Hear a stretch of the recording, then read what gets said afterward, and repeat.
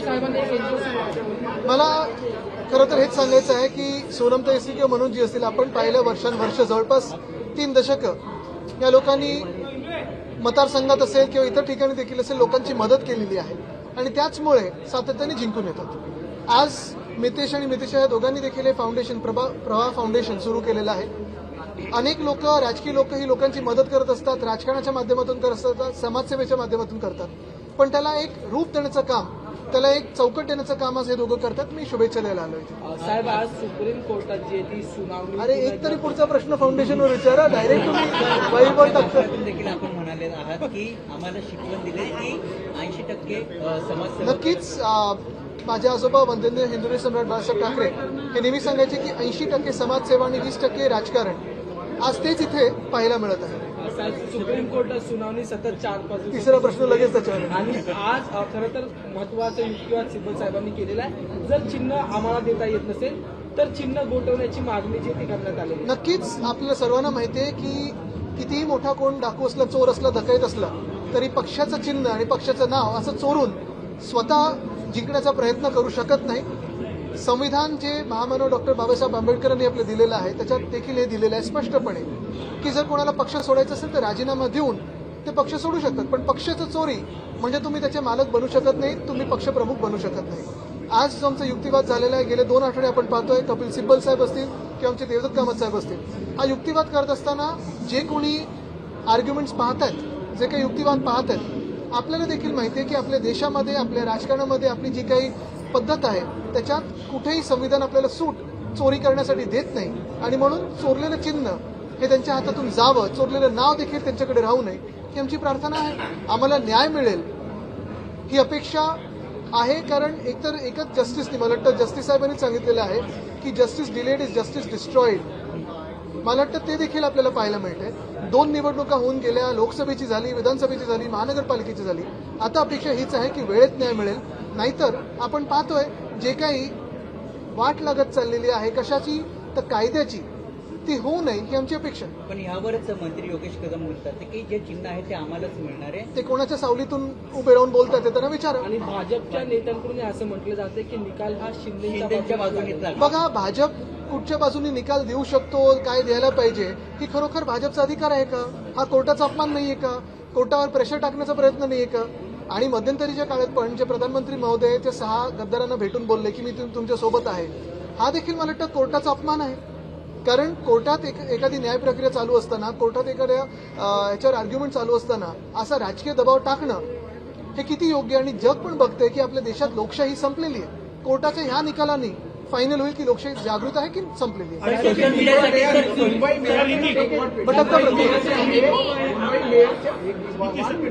Mayor 25 लाखाचं social media account करण्यासाठी paper आता सध्या बाहेर आलेला आहे. काल आम्ही एक व्हिडिओ अजून पाहिला.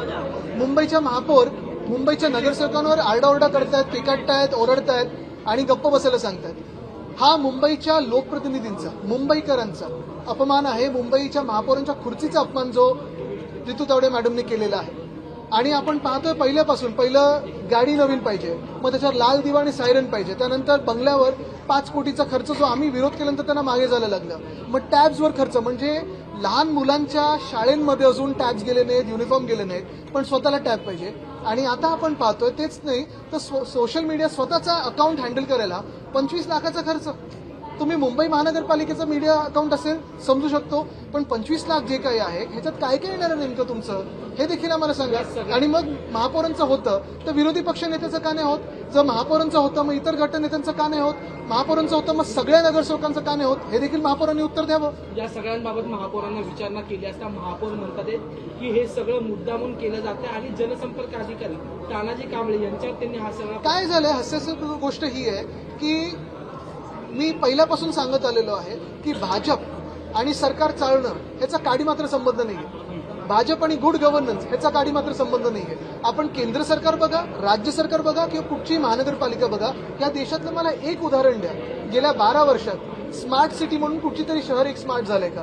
एक उदाहरण द्या की ज्या सत्तेत भाजप आहे, ज्या शहरात भाजप सत्तेत आहे ते शहर सुधारलंय.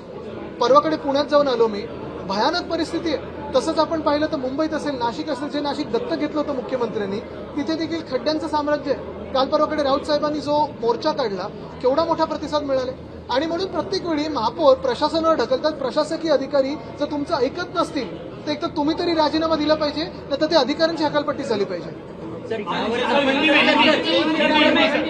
ऐका मराठी हिंदी सर पुण्यामध्ये 10 वर्ष मुलीवर पुन्हा एकदा अत्याचार करण्यात आला आणि ती हत्या करण्यात आली आहे. गृहमंत्री राज्याचे कोण आहेत, कुठे आहेत, सातत्याने दिल्लीत का बसतात? गृहमंत्री जे आहेत राज्याचे ते स्वतः मुख्यमंत्री आहेत आणि मुख्यमंत्री एक एक जमिनीचे भूखंड घेऊन स्वतःच्या मित्रांच्या खिशात टाकण्यात व्यस्त आहेत. 16 एकरचा भूखंड गिळायला निघालेले मुख्यमंत्री भाजपच्या एमएलसीच्या घशात टाकायला निघालेले आहेत. नेव्हिल डिसूजा फुटबॉल टर्फ मुख्यमंत्री गिळायला निघालेले आहेत, भाजपच्या कॉन्ट्रॅक्टरच्या हातात द्यायला निघालेले आहेत. मुलुंडमध्ये स्पोर्ट्स कॉम्प्लेक्सचा भूखंड घेऊन पेट्रोल पंपला द्यायला निघाले. सगळीकडे दलालांचा जो कारभार आहे तो मुख्यमंत्री कार्यालयात सर्वात जास्त दिसायला दिसतोय. हे दुर्दैव आहे आणि प्रधानमंत्र्यांचं या मुख्यमंत्र्यांच्या कारभारावर आणि मुख्यमंत्र्यांच्या कार्यालयावर जिथे दलाल बसतात तिथे लक्ष आहे की नाही हा तर प्रश्न पडायला लागला. आगारांचा पीपीई मॉडेलवर जे ते 22 आगारांचा विकास केला जाणार आणि याबाबतची विशेष सभा काल चालली. तब्बल 11 तासाच्या चर्चेनंतर ह्याला मंजुरी. मुंबईत जे खड्डे दिसत आहेत, मुंबईत आपण पाहतोय मेट्रोची स्लॅब पडते, मुंबईत जे फ्लायओव्हरची जी काही आपण दुर्दशा पाहतोय ह्याच्यासाठी मुंबई महानगरपालिकेच्या महापौरांना किंवा त्यांच्या समितीच्या अध्यक्षांकडे वेळ नाहीये. आम्ही सातत्याने म्हणजे मागच्या आठवड्यात पण धारावीच्या एका शाळेत गेलो होतो. अजून विद्यार्थ्यांना 100% गणवेश आले नाहीयेत, 27 वस्तू आल्या नाहीयेत, ह्याच्यासाठी वेळ नाहीये. पण स्वतःच्या लोकांना, स्वतःच्या मित्रांना, स्वतःच्या बिल्डर कॉन्ट्रॅक्टर मित्रांना भूखंड देण्यासाठी भाजप खास अधिकची वेळ मागून या सगळ्या बैठका करून घेते. सर आपण जर बघितलं तुम्ही खड्ड्यांचा मुद्दा उपस्थित केला, आपण देखील पाहणी केली. आता उपमुख्यमंत्री एकनाथ शिंदे म्हणतात की गणेश उत्सवाच्या आधी हे सगळे खड्डे भरावे, मात्र मागच्या वर्षी देखील तीच घोषणा करण्यात आली. थापा मारणाऱ्या लोकांना खोटारड्याला आम्ही उत्तर देत नाही. वेगळा प्रश्न होता. पुन्हा 29 तारखेला मुंबईत काय मनोज जरांगे पाटील पुन्हा 29 ऑगस्टला मुंबईत उपोषण करताना पाहायला मिळणार आहे. तर नेमकं आता मागच्या वेळेस तुम्ही पाठिंबा दिला होता, यावेळी नेमकं मला वाटतं आपण एक पाहिलं असेल मनोजजींना किंवा समाजाला भाजप आणि मिंदेनी फसवले कसं हे आता स्पष्टपणे दिसायला लागले. निवडणूक आली की जवळ जातात, वापर करतात आणि नुसतं त्यांचं नाही तर प्रत्येक समाजाचा वापर कसा करतात, प्रत्येक धर्माचा वापर कसा करतात हे आपण पाहतोय. भाजपने तर अयोध्येमध्ये चंदा चोरी केली आहे. कोर्ट में जो मामला है निशान को लेकर क्या कहना चाहेंगे, आखिरी चरण पर है और किस तरह देख रहे हैं? आखिरी चरण पर है ऐसी हम उम्मीद करते हैं क्योंकि न्याय व्यवस्था जिस देश में होती है वहीं पे उद्योग आते हैं, वहीं पे जॉब क्रिएशन होता है. किसी को भी किसी राज्य में जाना हो या किसी देश में जाना हो, इन्वेस्टमेंट लानी हो या कुछ अच्छा करना हो तो ये देखते हैं कि प्रेडिक्टेबिलिटी ऑफ लॉ क्या होती है. हमारे देश में पिछले 4 सालों से सबसे अहम कॉन्स्टिट्यूशनल मुद्दे पे यही चर्चा चल रही है. हम यही मानते हैं कि अभी न्याय मिलेगा, जल्द से जल्द मिलेगा. मिंदे के इस तरफ से जो भी है आप देख रहे हो टाइम पास करने की भी कोशिश हो सकती है, लेकिन यही अपेक्षा है कि जो न्याय देवता है वो सीमित समय में हमें न्याय देंगे. किसी भी व्यक्ति को पार्टी का निशाना हो या नाम चुराने का अधिकार हमारा संविधान देता नहीं है. और यही बात अगर आप आज के आर्ग्यूमेंट्स हो, पिछले 2 हफ्तों के आर्ग्यूमेंट्स हो सुने, कल के भी आर्ग्यूमेंट सुनेंगे तो आप भी मान्य करेंगे कि कोई भी चोर अगर आपकी कमीज चुरा के लेके जाए, आपका कुछ भी चुरा के लेके जाए तो वो उसके अधिकार का नहीं बनता है, वो आप ही के अधिकार का रहता है. चंदा चोरी पे भी यही बात है. जो डोनेशन है वो भगवान श्री राम के है, वो भाजपा के हाथों नहीं लगने चाहिए. धर्म स्वतंत्र कानून लागू करने की बात नहीं जा रही है, किस तरह से आप पूरा सुनाई देते हैं? मुझे लगता है यही जैसे वो क्या कन्वर्शन, रिलीजियस कन्वर्शन, मुझे लगता है उसी के साथ पार्टी कन्वर्शन का भी निकाल आना चाहिए. लाल किल्ल्यावर इथे येतो एक जण. आंदोलन केलं आणि एवढा मोठा मुवमेंट झाला, पण लाल किल्ल्यावर प्राईम मिनिस्टर नरेंद्र मोदी बोलले की दिमागी नक्सली हे नाव देण्यात आलं. मला वाटतं काय आहे की भाजप आणि हुशारीचा किंवा भाजप आणि दिमागचा काडी मात्र संबंध नाहीये.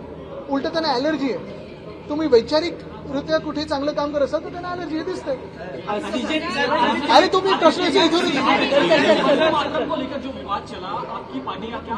बिल्कुल हमारा पार्टी का स्टैंड क्लियर है कि वंदे मातरम का जब बिल आ रहा था तब प्रधानमंत्री और गृह मंत्री उस हाउस में नहीं थे. यही वंदे मातरम का सबसे बड़ा इन्सल्ट है. सीजेपीकडून वेगवेगळी अभियानं राबवली जातात. विशेष म्हणजे विद्यार्थ्यांसाठी ते पुढे येत हो आहे. आणि अजून एक चांगलं त्यांनी आज घोषणा केलेली आहे की पीएम केअरचा फंड हा शाळा ठीक करण्यासाठी वापरला पाहिजे.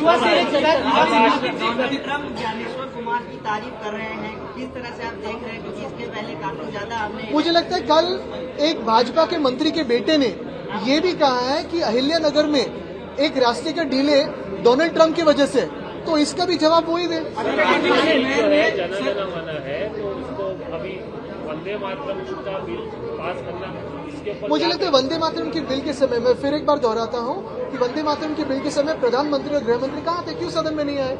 यही वंदे मातरम का अपमान है। जिस तरीके से आज मेयर ने कहा कि जो बिहार एजेंसी है जो तमाम पेपरों को जो है ऐड दिए जाते हैं, जिस तरीके से सामना को 16% रेट जाता है, ये भी बंद हो जाना चाहिए। इसके ऊपर तो इसके बाद गोदी मीडिया को कितना मिलता है भाजपा से, ये भी हम निकालेंगे।